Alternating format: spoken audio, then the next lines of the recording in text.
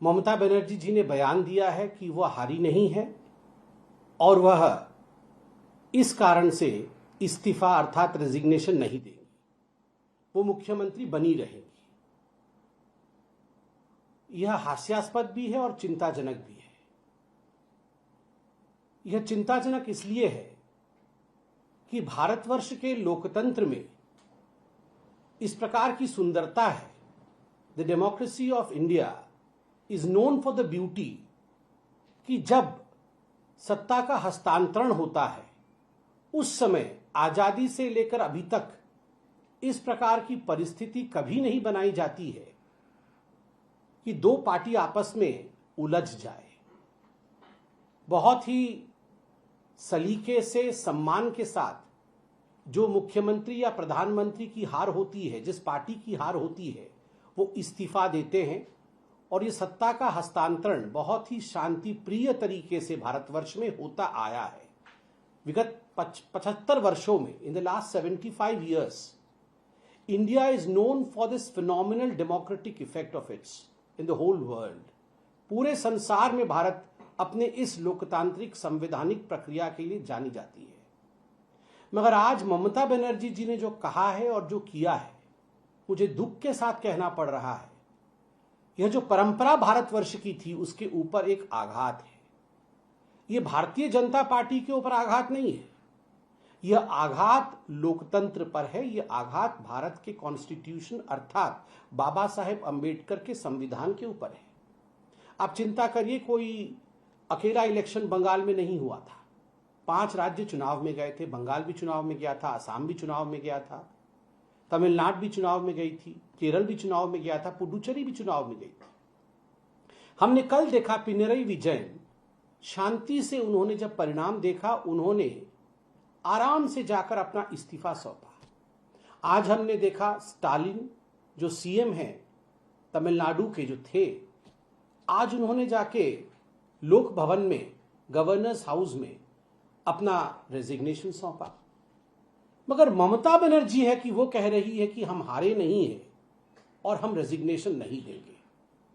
This is the sense of entitlement and anarchy. ये कहानी है अराजकता की और ये कहानी है एंटाइटलमेंट की। मैं ही रहूंगी, मेरे अलावा कोई और नहीं रहेगा। संविधान मेरे से शुरू होता है और मेरे पे खत्म हो जाता है। अगर मैं नहीं तो संविधान नहीं, मैं नहीं तो लोकतंत्र नहीं। मुझे ही केंद्र बिंदु में रखकर सत्ता चलेगी, अगर मैं नहीं तो सत्ता भी नहीं चलेगी। ममता जी को बहुत ही ससम्मान हम कहना चाहेंगे कि no one is indispensable in Indian democracy.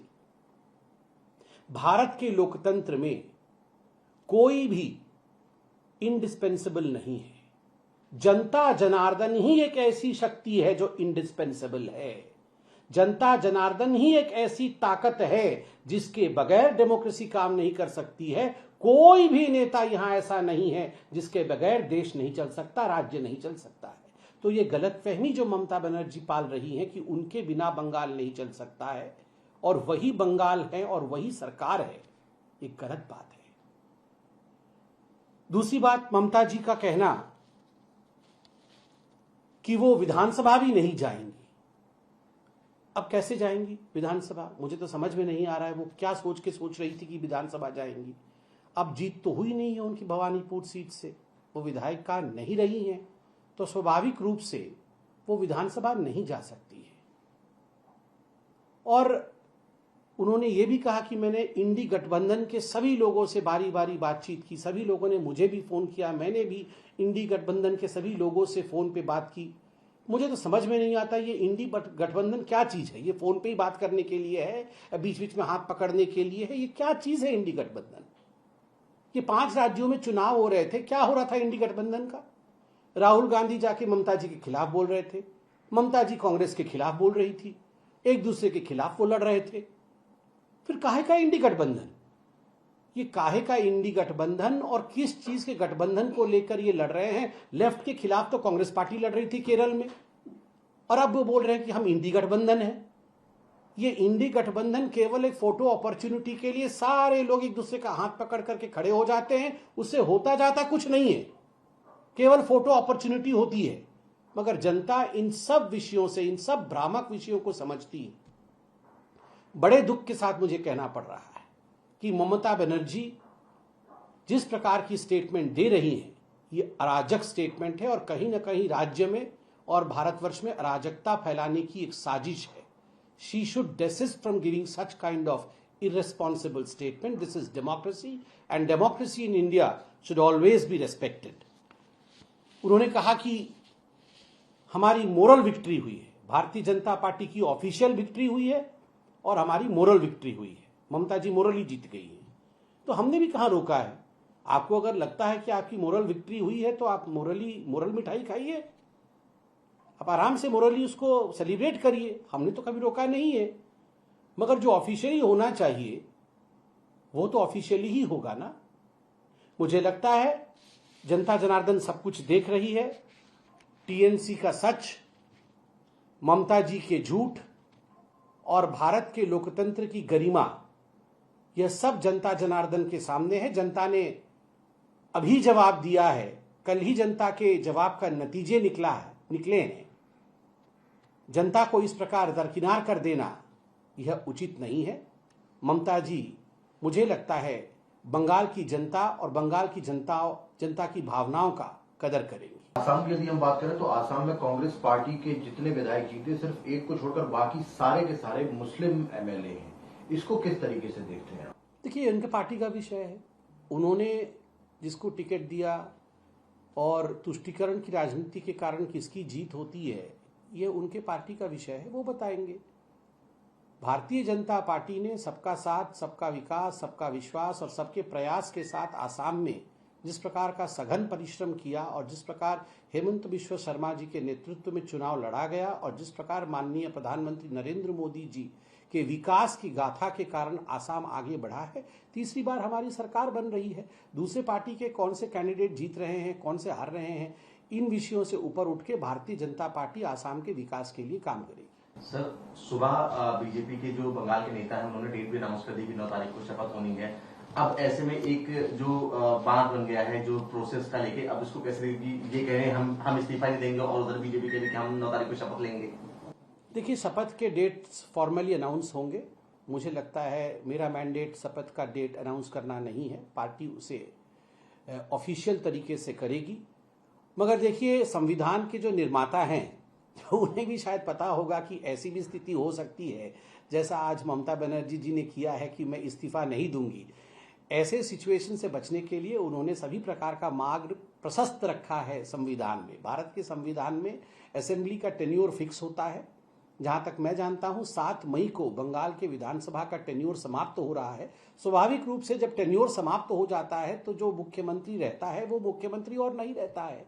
Governor के पास चुनाव आयोग से नई सूची आती है विधायकों की, कौन से पार्टी के कितने विधायक जीत के आए हैं, और जिसके पास संबल होता है अर्थात जिसके पास संख्या होती है, गवर्नर राज्यपाल महोदय उस पार्टी के लीडर को जो विधानमंडल द्वारा चयनित किया जाता है, चिन्हित किया जाता है, उनको बुलाया जाता है सरकार बनाने के लिए। ये सारी प्रक्रियाएं भारत के संविधान में स्पष्ट रूप से लिखी हुई हैं, स्पष्ट रूप से उद्धृत है और भारत संविधान के हिसाब से चलेगा।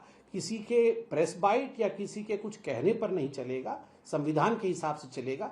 देखिए, पूरे विश्व में जितने भी तानाशाह रहे, जितने भी डिक्टेटर रहे, उनका इसी प्रकार का रवैया रहा है। उन्होंने कभी हार नहीं स्वीकार की। तानाशाह कभी हार नहीं स्वीकार करते हैं। वो कभी भी शांतिप्रिय तरीके से पावर का हस्तांतरण हो जाए वह नहीं होने देते हैं। This is a typical dictatorial attitude. ये जो एटीट्यूड आज हम ममता जी का देख रहे हैं, ये एक टिपिकल तानाशाही मानसिकता है और मुझे लगता है बंगाल की जनता इसे जानती है, तभी इतना बड़ा बदलाव हुआ है। एक और सवाल है समीर जी, जब से चुनाव परिणाम आए हैं उसके बाद में पूरे बंगाल में छुटपुट हिंसा की खबरें देखने को मिल रही हैं। हालांकि बीजेपी के कई कार्यकर्ताओं ने टीएमसी के कार्यालयों पे या टीएमसी के कर्मचारियों के साथ में झगड़ा भी किया। इसको पूरे सिनेरियो किस तरीके से? देखिए, कल माननीय प्रधानमंत्री जी ने बड़े स्पष्ट रूप से अपने भाषण में देश को संबोधित किया और 2 विषय उन्होंने स्पष्टता के साथ रखा है कि इस बार पहली बार बंगाल में ऐसा चुनाव हुआ जिसमें जान माल की हानि नहीं हुई। उन्होंने धन्यवाद भी दिया अभिनंदन किया चुनाव आयोग का, धन्यवाद दिया बंगाल की जनता का कि इस प्रकार शांतिप्रिय तरीके से चुनाव हुए हैं। अगर हिंसा की कोई घटना हो रही है तो उसके लिए सीएपीएफ वहां तैनात है। किसी भी कीमत पर हिंसा को नहीं सहा जाएगा। और प्रधानमंत्री जी ने भी एक आह्वान किया था सभी पॉलिटिकल पार्टीज के कार्यकर्ताओं को, जिसे सभी को गंभीरता से लेने की आवश्यकता है। उन्होंने कहा था, आइए हिंसा छोड़कर हम सब एक ही मार्ग पर चले, और वो मार्ग विकास का मार्ग होगा। वह मार्ग होगा बंगाल को कैसे सोनार बंगाल बनाया जाए, सोने का बंगाल बनाया जाए। उसी मार्ग पे हम सबको चलना है।